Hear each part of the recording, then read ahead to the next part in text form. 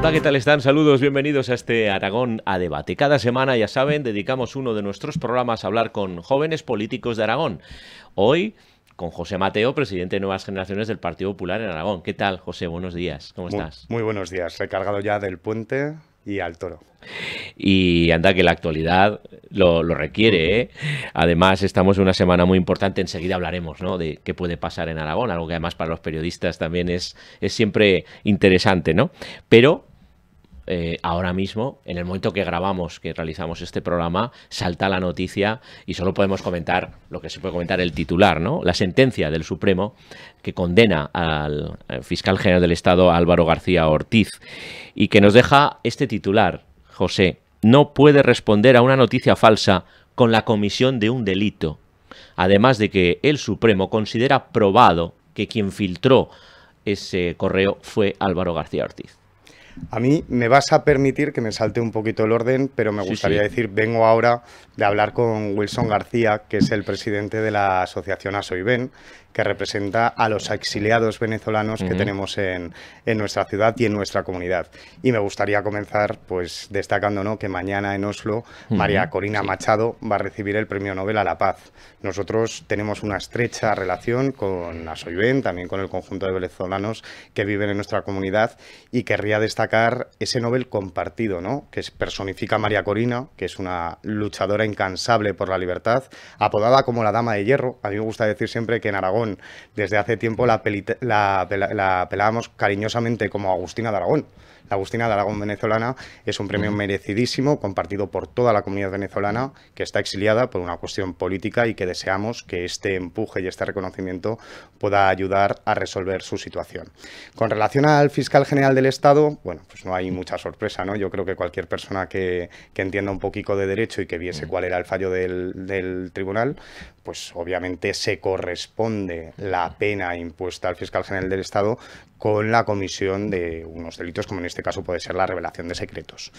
Era insostenible la situación de García Ortiz, todos éramos conscientes, eran también conscientes en el Partido Socialista, que se apresuraron por primera vez en lo que llevamos de presidencia del señor Sánchez en ofrecer su dimisión.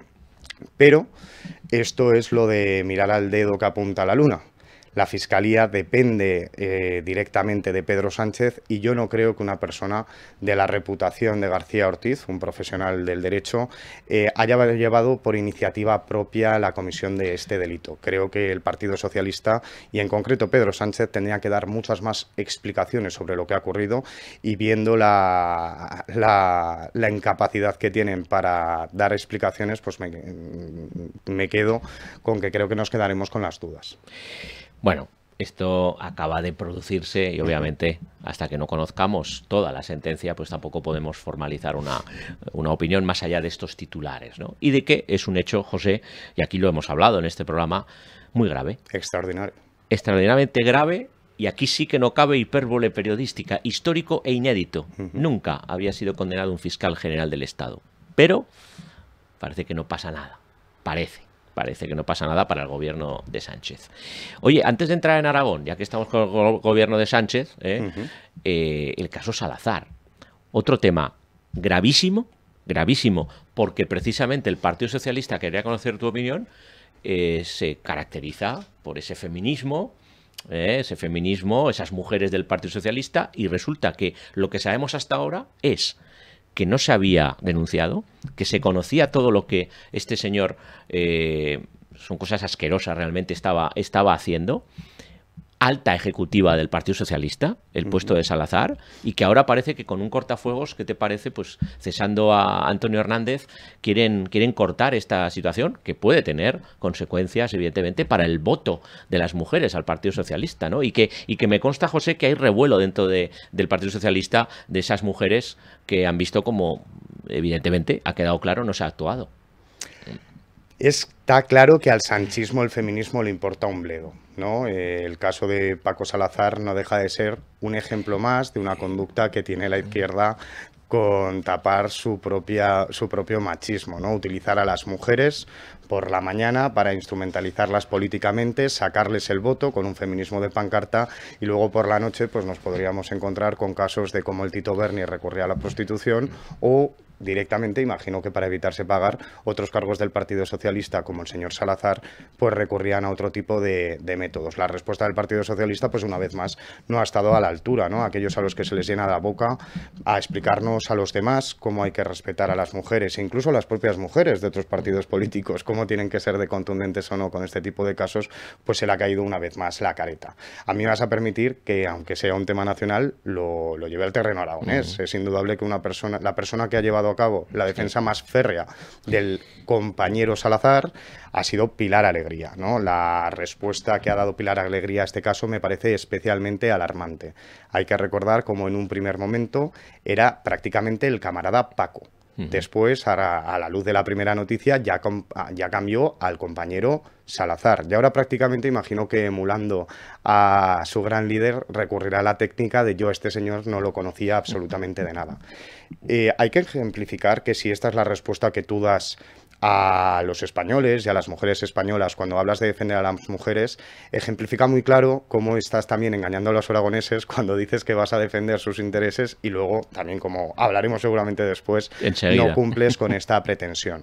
Me gustaría destacar, también estamos en Zaragoza, ¿no?, cómo de grave es la corrupción moral a la que ha llegado el Partido Socialista, con cómo apenas hace un par de semanas convocaban aquí en el Ayuntamiento de Zaragoza, a raíz del asesinato de María Eugenia, un pleno extraordinario para acusar directamente y culpar a la alcaldesa Natalia Chueca, mientras esa misma semana la señora Alegría, que rechazaba absolutamente las acusaciones a las que se imputaban a su compañero y a su querido Paco Salazar, se iba a comer con él. Esta es la catadura moral del Partido Socialista. Defendemos a las mujeres para sacarles el voto, luego por la tarde nos dedicamos a culpar y criminalizar al Partido Popular y luego por la noche nos vamos a cenar con aquellos que son los primeros machistas. Antonio Hernández ha sido cesado, que colaboraba además con Presidencia. Hay que recordar, por cerrar este tema, José, que vuelven a ser personas cercanas a Pedro Sánchez y del círculo de confianza. De hecho, Salazar estaba pensando que fuera el sustituto de Santos Cerdán, ese número 2 que también ha estado en la cárcel, donde ahora está Ábalos y Coldo. En fin, todo esto es lo que rodea, y esto es una evidencia, esto no es opinable, al Partido Socialista ahora mismo. Tiramos de ese hilo. Pilar Alegría, ¿cómo valoras que este puente, precisamente, Pilar Alegría, se ha destapado tendiendo la mano al Partido Popular en Aragón, hablando de que están dispuestos a aprobar el techo de gasto y que incluso acaba también de comparecer Fernando Sabés, el portavoz en las Cortes, podrían intentar dialogar y hablar con el Partido Popular para que literalmente Vox no manosee esos presupuestos? A mí me habría encantado que el Partido Socialista hubiera adoptado esta misma posición hace un año, cuando ya se planeaba la presentación de los anteriores presupuestos. Hay que recordar que hace un año no se presentaron presupuestos porque no fue posible aprobar el techo de gasto. Y hay que recordarle a los aragoneses que el techo de gasto no se pudo aprobar porque nosotros, haciendo cuentas, vimos que el Gobierno central le debía a Aragón 87 millones de euros en cuestión de lo que es el fondo de compensación que el presidente Azcón, junto a otra serie de partidos políticos, fueron a reclamar a Madrid. Esta posición de Pilar Alegría de defender los intereses de Aragón por encima de todo un año tarde, pues efectivamente llega tarde con respecto al conjunto de grupos de las Cortes. Si hace un año ya hubiéramos tenido esta colaboración del Partido Socialista de Aragón para defender los intereses de los aragoneses en Madrid, hoy no estaríamos en la misma situación. ¿Y por qué ahora, no? Pilar Alegría, un año después, sale con esta propuesta tan desinteresada. Pues lo hace, además de para tapar su incoherencia, para tapar el miedo y el pánico que le suscita la idea de hablar de elecciones de Aragón. O sea, le suscita auténtico pánico, estoy convencido, el hecho de tener que dimitir como ministra. Es importante destacar que en Aragón, a diferencia de en otras comunidades autónomas, nuestra ley electoral exige que cualquier persona que sea candidata en el plazo de 22 días desde la convocatoria de elecciones tenga que dimitir, en este caso, como ministra. Y además, hacerlo con unas perspectivas que yo creo que no le son muy favorables. Y esto pues seguramente explique el miedo que tiene Pilar Alegría a la desesperada, ¿no?, de tratar de fingir un interés en colaborar por primera vez con el gobierno para centrarse en los problemas de los aragoneses y no hablar de cuál es la situación interna que ella tiene. Comienza el tacticismo, diría yo. Tacticismo que, me vas a permitir, José, es común a todos los partidos pues, estrategias y sobre todo cuando en el horizonte puede haber unas elecciones, ¿no? Yo lo enmarco dentro de ese tacticismo. El Partido Socialista, de alguna manera, interpretando lo que quiere ahora Pilar Alegría, sería también prepararse para ese camino electoral, que es verdad que no le viene nada bien ahora, y en el futuro puede que tampoco al Partido Socialista, pensando, bueno, lo que vamos a hacer es decirle al Partido Popular que le tendemos la mano y que si no nos lo apoya, pues ya tendremos... Estoy poniéndome en la cabeza, ¿no?, de los socialistas, es decir, ya tendríamos una herramienta más para decirle, ve, nosotros le ofrecimos esa posibilidad. Yo creo que va todo por ahí, ¿no, José? Esa estrategia o ese tacticismo. Bueno, es una estrategia que se basa, y ese es el principal problema que tiene, en pensarse que los aragoneses somos tontos. Nosotros, independientemente de estrategias, creo que tenemos la suerte de poder presentar a los aragoneses una carta de servicios que nosotros entendemos que ha sido totalmente positiva. ¿Nosotros en qué momento estamos? Estamos en el momento de elaborar unos presupuestos, de tender la mano al resto de fuerzas políticas, algunas ya directamente se niegan, como podría ser el caso de la Chunta Aragonesista. Ha dado plantón a la ronda de consultas. Tanto les preocupa la realidad aragonesa y que no hablemos de política nacional, cuando toca resolver los problemas de aquí, son los primeros que se desentienden. Nosotros pues estamos en esa toma de contacto para intentar darle a los aragoneses el mejor presupuesto posible. Si esto no es así, pues no quedará otra opción, como bien es conocido, que ir a convocar elecciones. Nosotros, yo creo que nuestra perspectiva ideal sería poder aprobar ese presupuesto que nos permita, como ya con el presupuesto de hace 2 años, desplegar nuestro programa electoral y dar por cumplida esa respuesta a aquellos ciudadanos aragoneses que en el año 2023 reclamaron un cambio y que hubo una mayoría en las urnas que permitió hacerlo posible y que, sin embargo, después, pues por el transcurso parlamentario y por los ritmos, no ha sido posible. Nosotros creo que es importante decirle a los aragoneses que creemos que aciertan cuando confían en la gestión que estamos llevando a cabo con el presidente Azcón al frente de la DGA, pero que confiar no es lo mismo que confiarse. Y si al final hay elecciones, la realidad será que en Aragón nos veremos en la tesitura de tener que elegir, por un lado, entre Jorge Azcón como presidente de la comunidad autónoma, o por otro lado traer a Pilar Alegría y tener no a una candidata del Partido Socialista de Aragón, sino a la portavoz de las mentiras de Pedro Sánchez. Yo creo que la señora Alegría está viéndole las orejas al lobo seguramente, y que un año más tarde se ha dado cuenta de que en vez de defender los intereses de los aragoneses, lo único a lo que se ha dedicado ha sido a defenderlos de su amado líder. Creo que es tarde para cambiar la actitud de esa manera. Creo que los aragoneses, si nos hemos caracterizado por algo siempre, ha sido por ser gente muy ponderada, por ser gente muy reflexiva y que es poco dada a dejarse engañar de esta manera. Vamos a la clave, y la clave es Vox. Sí. Evidentemente, la formación de Santiago Abascal, subrayo lo de Santiago Abascal, lo estamos viendo en Extremadura, también con una presencia, omnipresencia de Santiago Abascal. En Aragón veremos si al final hay elecciones, pero ¿cómo valoras lo último? Y subrayo lo último que está diciendo Vox, porque Vox ya dijo que no iba a negociar. Ahora, evidentemente, acude a la ronda de consultas. Y ahora nos dicen desde Vox que si se traslada el acuerdo al que han llegado en la Comunidad Valenciana para investir a Pérez Llorca, que ellos verían hasta con optimismo esa negociación. Yo no sé del Partido Popular cómo se encaja esto de que trasladarlo de Valencia a Aragón es posible. El presidente Azcón ha repetido, tú lo sabes, la audiencia también, que en Aragón tomamos nuestras propias decisiones, parafraseando al señor Azcón. Nosotros estamos en gestionar nuestra comunidad autónoma y en ofrecerle a los aragoneses la mejor gestión posible. La opinión de Vox sobre este tema, pues como evidentemente depende de una multitud de factores, entre las cuales el bienestar de los aragoneses parece no encontrarse entre ellas, pues eso es algo que Vox tendrá que explicar a su electorado. Nosotros partimos siempre desde la base de respetar profundamente a los aragoneses, incluyendo también a los votantes de Vox. Yo creo que es importante destacar que fuimos una comunidad en la que no tuvimos ningún tipo de problema de incluir a Vox en un gobierno, siempre y cuando se respetasen también las propuestas del Partido Popular, que fue el partido más votado por los aragoneses en el año 2023. Por cuestiones ajenas a nosotros, esta ruptura del gobierno se produjo hace año y medio y desde entonces, por desgracia, solo nos hemos encontrado con una actitud de bloquear, de bloquear nuestra comunidad autónoma, seguramente con la excusa de qué pasaba en otros sitios. ¿Cuál es la realidad?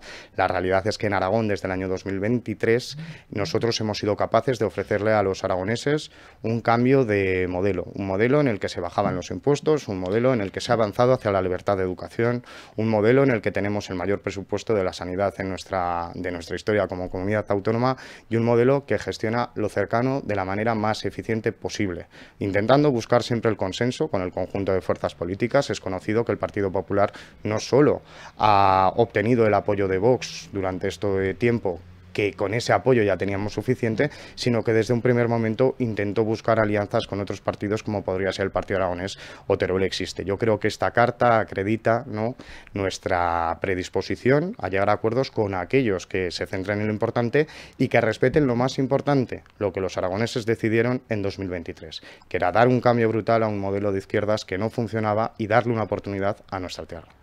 Si la clave es Vox, que lo es, para aprobar esos presupuestos o no, la clave de lo que dice Vox, a mí me gustaría también conocer tu opinión. Y lo que está diciendo Vox es, ya lo sabemos, política migratoria y política medioambiental. Ahí meten la limpieza de cauces, de ríos, de barrancos, la Agenda 2030 y el tema de la inmigración. Claro, desde el Partido Popular lo que se viene diciendo es, oiga, nosotros en esas cuestiones haremos lo que la ley nos permite hacer. Claro, porque en Valencia se ha llegado a un acuerdo para limpiar cauces de tal, pero dentro de las competencias que pueda tener, por ejemplo, un ayuntamiento. Lo estamos viendo aquí, en Zaragoza también, con la limpieza. Hay otras competencias que no se tienen, evidentemente, que no tienen ni la comunidad autónoma ni los ayuntamientos. ¿Vosotros veis que esas líneas son demasiado rojas para Vox? Y si no acordamos esto, no hay posibilidad de presupuestos. Cuando hay cuestiones, es como el Pacto Verde, José. Evidentemente no está en la mano de Azcón, que por cierto ha criticado algunos puntos del Pacto Verde Europeo, pero no está en su mano, evidentemente, romper eso o decir, como dice Vox, que en Bruselas acuerdan unas cosas que aquí les gustaría que fueran otras, ¿no? Esas son las líneas rojas de Vox. No creo que se muevan de ahí. Yo respeto absolutamente las líneas rojas de cada uno, pero en lo que nosotros estamos es en no engañar a la gente. Nosotros no le vamos a prometer a la gente aquello que no seamos capaces de cumplir, no porque nos apetezca en algunos casos o lo contrario, sino porque directamente no tenemos la competencia. Desde luego nosotros tenemos a un presidente del Gobierno de Aragón que no se va a saltar la ley. Yo creo que es algo de sentido común. Muchas veces cuando criticamos a algunos partidos de izquierda, el respeto que le tienen al Estado de Derecho se fundamenta precisamente en eso, en la importancia que tiene cumplir la ley para lo que es el desarrollo de un Estado absolutamente normal. Líneas rojas, no lo sé. A mí me gusta hablar de que nosotros tenemos líneas azules en el sentido de que no impide pactar con otra gente, sino que reafirman nuestros valores y nuestras convicciones. El mínimo común denominador al que se ha referido Azcón, que en una negociación lo que supone, lo que todos entendemos que hay que ceder algunas cosas e ir a lo que te une. Hay que respetar a todos los partidos, pero yo insisto, es que parece que a veces nos tenemos que reivindicar y pedir perdón por haber sido la fuerza más votada por los aragoneses. También hay que tratar de respetar y ponerse en la piel de los votantes del Partido Popular. Uno tiene 7 escaños y el otro tiene 28. Si hacemos las cuentas, yo creo que son claras y yo creo que los votantes del PP también se merecen algún respeto.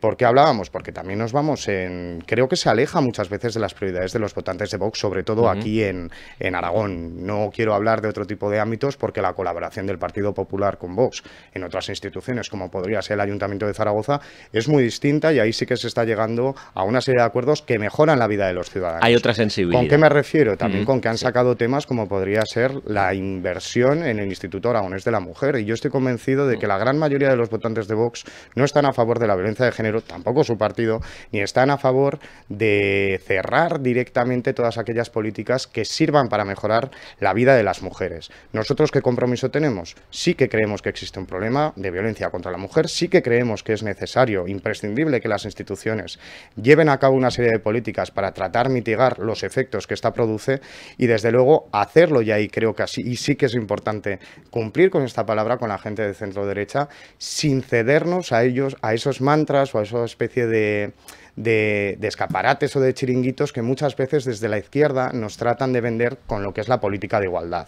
Hay que demostrar que se puede hacer políticas en favor de la igualdad, a favor de la mujer, desde una posición absolutamente de sentido común y no tratando de destrozar o de bloquear todo como desde otro tipo de posiciones es lo que se exige. La duda que yo tengo es si, lo sabremos pronto, si Aragón sigue la senda de Valencia o la de Extremadura. Es que básicamente no hay más que dos opciones, ¿no? Cuando termine esa ronda de consultas, como ya el presidente Azcón dijo, vamos a darnos una semana, que es tiempo prudencial, y lo que repitió también, cada día tiene su afán. Así que cuando llegue el final de esa ronda de consultas esta semana, veremos a ver en qué momento procesal nos encontramos y si finalmente hay presupuestos o nos vamos a elecciones que casi con toda seguridad serían en el mes de febrero. Pero eso es adelantar acontecimientos. Vamos con otras cuestiones importantes, interesantes. Además, mira, al hilo de cosas que están pasando hoy, la colaboración público-privada. La colaboración público-privada en sanidad, en educación, en los servicios sociales incluso, ha sido, no de ahora, José, demonizada por la izquierda.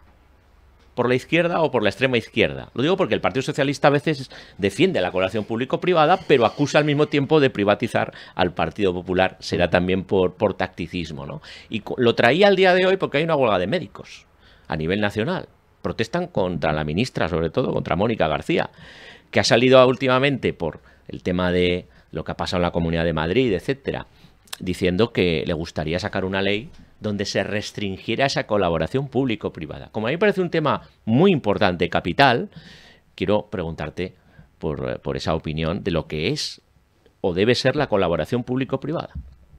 Yo, además de afiliado al Partido Popular, soy un ferviente liberal. Yo adoro la colaboración público-privada entendida como un modelo que permite a las instituciones dar mejores servicios a los ciudadanos, atrayendo financiación, pero también muchas veces se nos olvida talento e innovación del sector privado, manteniendo siempre el control público.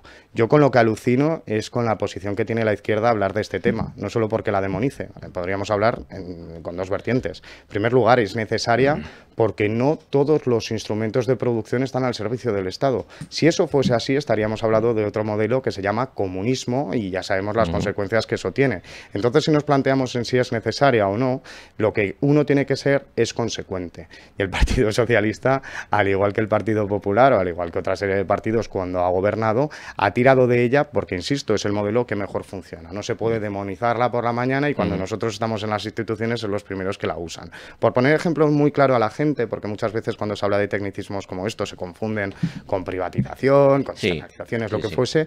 Hay mucha serie de proyectos que aquí en nuestra ciudad o en nuestra comunidad autónoma ya se han conseguido mediante la colaboración público-privada. Hablo, por ejemplo, en el caso de Zaragoza, de cosas tan simples que podemos ver cualquier día, como es el tranvía. El Partido Socialista, cuando estaba en la alcaldía, recurrió a la colaboración público-privada para hacer el tranvía. Como también, por ejemplo, lo hicieron, por poner otro ejemplo, cuando construyeron el centro deportivo de Duquesa Villahermosa. Ahora nosotros en el ayuntamiento estamos proponiendo dar salida a dos reclamaciones históricas en esta ciudad, como podrían ser las piscinas de la Almozara o una de nueva creación, como podría ser la del Distrito Sur. El Partido Socialista, que ha recurrido a este modelo continuamente, lo rechaza, negando que esa misma vía que usaron ellos es la mejor para dar unos servicios a los ciudadanos con públicos municipales. También a nivel autonómico nos está permitiendo actualmente desarrollar planes de comercio, de economía regional, de transportes, de carreteras, planes que en definitiva lo único que hacen es mejorar la vida de la gente. Quien tenga algún tipo de problema con ello, pues es que se lo plantee. En el caso en concreto del que hablamos, en el tema de la sanidad, los aragoneses merecen conocer la verdad y la realidad es que Aragón, como he dicho antes, tiene el mayor presupuesto de sanidad de toda su historia. Y aquí lo que le tendríamos que decir a la izquierda es que se ponga a trabajar de una vez. A nivel nacional, cuando tienen la sanidad como la tienen, nos están dejando el país como lo tenemos. Durante estos días vamos a tener el país colapsado, nuestro sistema sanitario, por la incapacidad de una ministra, que además de ser médico, se pavonea de ser madre, y que es incapaz de ponerse de acuerdo con sus propios compañeros de sector. A los aragoneses, a los socialistas aragoneses, que se pongan a trabajar, porque hay que recordar que nos dejaron los peores datos de lista de espera prácticamente de toda España, y a los socialistas madrileños especialmente porque llevan 30 años haciendo el ridículo electoralmente. Bueno, en Madrid yo creo que el Partido Socialista tiene un problemón. Que Pero se llama, es muy fácil usar el ejemplo de Madrid. Que tiene nombre y apellidos, que se llama Isabel Díaz Ayuso. No, el problema de Madrid viene de lejos, Isabel y cuando Díaz hablamos de colaboración público-privada, generalmente a la izquierda le interesa mucho hablar del tema de Madrid y todavía no entiendo por qué. En Madrid, desde el año 95, es decir, desde hace más de 30 años, gobierna el Partido Popular y ha desarrollado un modelo de colaboración público-privada que le ha permitido tener una de las mejores sanidades de toda España, la menor en listas de espera. Si lo comparamos con el caso de Aragón, vemos cómo hemos conseguido reducir solo en 2 años estas listas de espera, cuando, insisto, el Partido Socialista en Aragón también recurría a la colaboración público-privada. Cualquier persona que nos esté viendo, seguramente es fácil que tenga algún conocido que para alguna intervención menor la acabasen derivando a algún hospital, como podría ser la Quirón. Pese a ello, tenían uno de los peores datos de toda España. Y si ya nos vamos a la contraposición por excelencia del modelo madrileño, que podría ser el andaluz, durante 40 años teniendo la sanidad gestionada por el Partido Socialista, pues es evidente cómo acabaron con el servicio. Y si hablamos de educación, claro, hay que recordar, conviene recordar, el nacimiento de la enseñanza concertada. Algo que en ocasiones, no siempre, pero a veces utiliza también la izquierda, sobre todo el Partido Socialista, para decir, no, es que se favorece a la escuela concertada cuando llega el Partido Popular a las instituciones, y fue un gobierno del Partido Socialista quien inició esa concertación, que por cierto, José, si no hubiera escuela concertada, ¿qué pasaría? A la hora de analizar el por qué es importante defender la concertación de colegios, creo que hay que hacerlo desde 2 perspectivas diferentes. Nosotros, en primer lugar, independientemente de las ventajas económicas que tiene, somos fervientes defensores del artículo 27 de la Constitución española, que defiende el derecho de los padres a elegir el modelo de educación que quieren para sus hijos. Y esta simplemente ya tendría que ser la única base para defender la existencia de la educación concertada. Luego, además, permite solucionar una serie de problemas relacionados con la falta de infraestructura educativa. Es por ello que Felipe González en su momento desarrolló la escuela concertada como tal. En Aragón tenemos ejemplos muy claros. El gobierno de Lambán fue condenado por el Tribunal Superior de Justicia en 2 ocasiones, en el caso de los colegios de Ánfora, en Cuarte de Huerva, o de Sansuña de Montaragón, aquí en la ciudad de Zaragoza, defendiendo ya no solo el concierto a estos colegios en base al derecho fundamental del artículo 27 que comentaba, sino también a la necesidad de escolarización en la zona. O sea, lo que no se puede hacer desde una administración pública es no hacer los deberes, tener desatendido, como era en este caso, a los vecinos del sur de Zaragoza, creando una serie de problemas familiares de bastante calado, y luego demonizar la educación concertada. Es fácil recordar un ejemplo de cómo hablábamos antes de qué es importante para una negociación o de qué es importante que cambie en esta comunidad autónoma, como fuimos decenas de miles los ciudadanos que colapsamos el Paseo Pamplona, Gran Vía, hace unos años, para reclamar algo tan básico como era la libertad en el ámbito de la educación, y cómo desde que el Partido Popular gobierna nuestra comunidad no se ha recortado las aulas en nuestros colegios desde un criterio absolutamente arbitrario, que es lo que esa sentencia acusaba al anterior gobierno, sino cómo además avanzamos en ese respeto a la educación, a la libertad de educación, pues implementando una medida como la que el presidente anunció hace unos días, de la concertación también en el nivel de bachillerato. En bachillerato. Ya han salido anunciados los 19 centros en Zaragoza que se van a ver beneficiados, como en Huesca y Teruel. Algo a lo que se opone la izquierda, porque lo que aducen es que esa concertación es una enseñanza que no es obligatoria. Simplemente lo han manifestado así. Aquí los únicos que tienen condenas por vulnerar el artículo 27 de la Constitución, y además lo reitera la sentencia en varias ocasiones de manera arbitraria, fue el gobierno del Partido Socialista en Aragón. Y también el proyecto de ese ciclo de 0 a 3 años, que si hay presupuestos, porque esto lo ha dicho la consejera Tomás Hernández, se implementaría ya en el ciclo de 2 a 3 años, también para la concertación, porque la consejera ha dicho de una manera muy clara, si queremos avanzar en la conciliación familiar de ese periodo de 0 a 3 años, hay que contar con todos, con lo público y con lo privado también, ¿no? Y creo que es fundamental también en este sentido destacar que la iniciativa salga desde la propia comunidad autónoma, porque en muchas ocasiones los socialistas eran los que exigían la escolarización de 0 a 3, obviando que es una competencia prácticamente municipal. No podemos cargar a los ayuntamientos de competencias impropias por el simple sentido de que luego no van a ser capaces de asumirla y sobre todo de prestar los servicios a los ciudadanos, que es lo más importante. Ahí el Gobierno de Aragón creo que ha dado un paso muy valiente. Espero que el resto de partidos sean sensibles a esta iniciativa y a otras tantas que nos jugamos en estos presupuestos, y que la semana que viene o en 2 podamos venir aquí a explicarlos y en explicar cómo va a mejorar la vida de cualquier aragonés. Posiblemente cuando volvamos la semana que viene ya sabremos si hay acuerdo para unos presupuestos o igual ya hay una convocatoria de elecciones. Lo contaremos. Gracias, José Mateo, por acompañarnos. Gracias. Y a ustedes, gracias por seguirnos, gracias por su atención. Se quedan con la mejor programación. Hasta mañana.